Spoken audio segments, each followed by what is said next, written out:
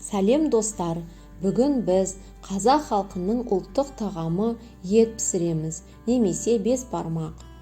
Алдыменен 5-6 килограмм жылқы етін қазы, шұжық, жуып алып, салқын суда қазанға салып қайнатамыз.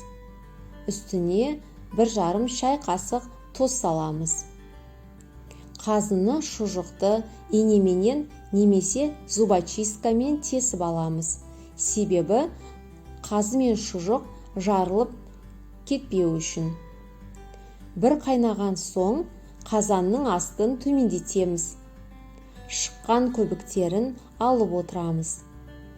2 сағат қайнаған соң 2-3 картоп жуып тазалап саламыз.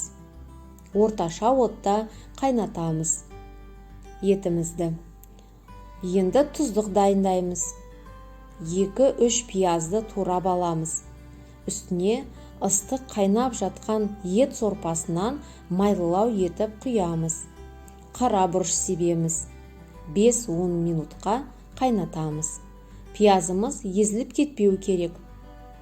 Енді еттің қамырын дайындаймыз. 700-800 грамм ұнға 2 жұмыртқа саламыз. 400 мл суға 1,5 шай қасық тұз салып араластырып аламыз. Ұнымызға ақырындап суды қосып отырып, қаттылау етіп қамыр илейміз. Қамыр жұмсақ болмауы керек. Себебі қайнағанда езіліп кетуі мүмкін. 15 минутқа қамырды тынықтырып қоямыз.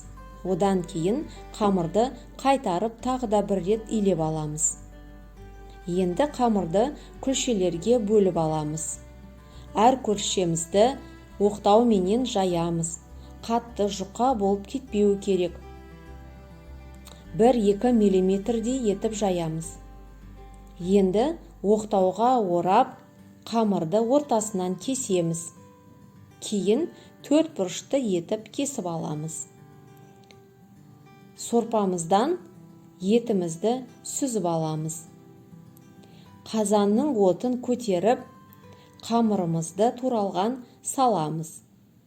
Қамыр 5-10 минутта піседі, себебі қолдан жайылған үйдің қамыры. Қамырды сүзіп аламыз. Үстіне тұздығын құйып, етімізді салып, оның үстіне және де кішкене тұздық құйып ұсынамыз. Бес бармағымыз, етіміз дайын. Өте дәмді, тойымды тамақ. Дайындап көріңіздер. Отбасыларыңызға ұнайды. Назарларыңызға рахмет.